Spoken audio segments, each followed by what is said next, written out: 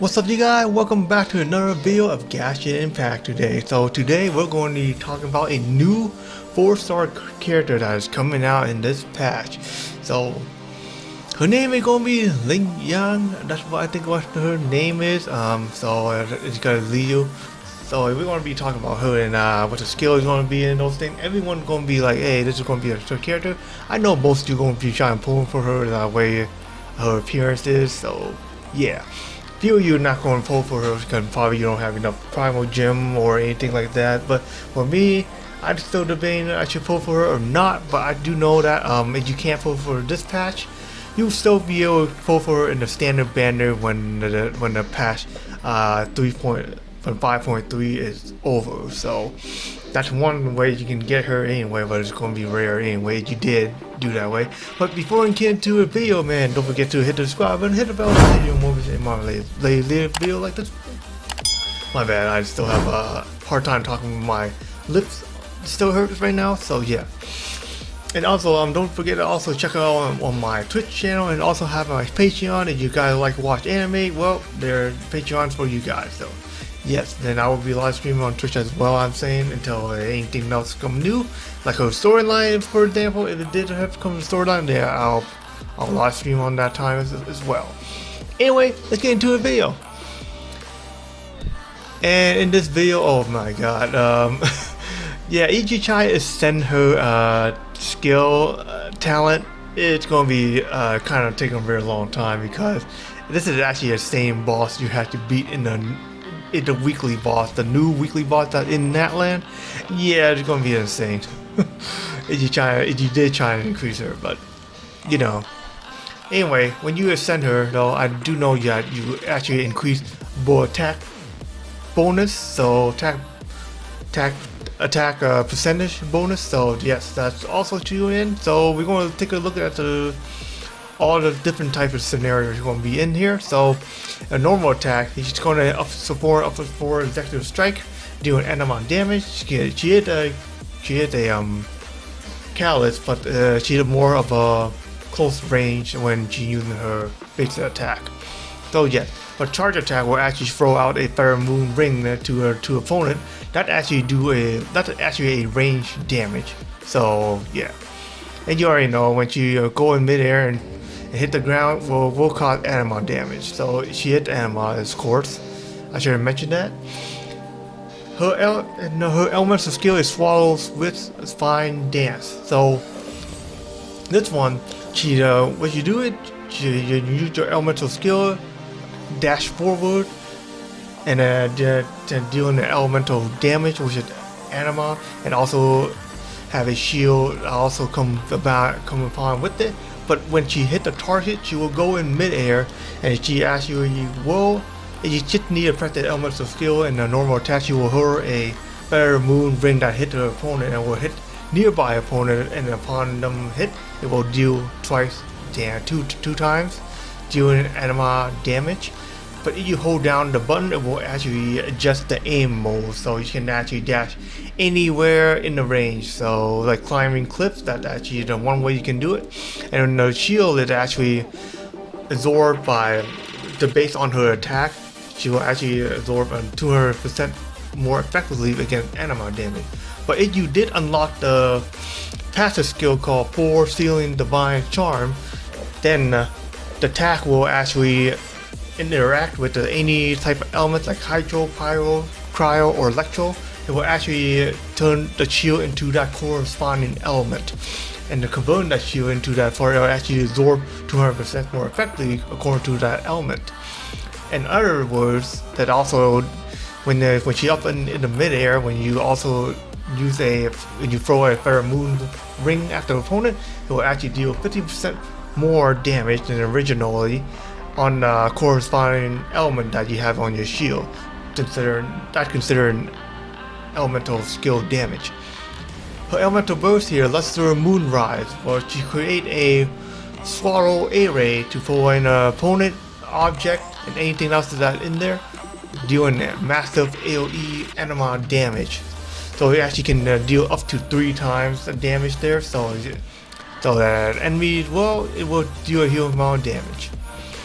unlocking her passive talent is called a Sky Pattern Evil Submarine Charm. I don't know how to pronounce it, but effectively it's saying that the elemental skill and also elemental burst will actually have an increased damage equal to 309 and 774 of Lan Yan elemental masteries respectively. So basically in the elemental burst, so she can actually skill with her elemental mastery into her damage. So there are actually two ways you can build her: more like interaction damage, or you do her more of in a way of like multiple attack damage and support her. So there are a lot of ways to build her.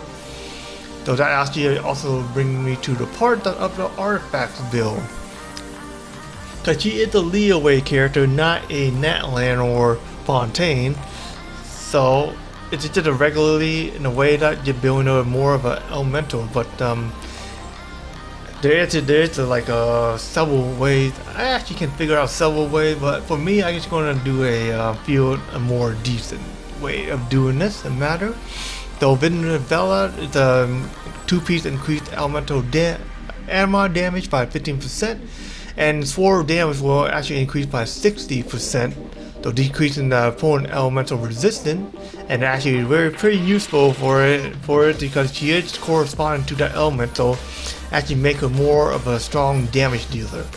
If not, you can go Wandering Troop, which should have elemental mastery as well, and also will increase the character that I'm using charge of full attack bonus damage when using a catalyst or a void. She does use charge attack at a long range, but that's depends how you want to use it.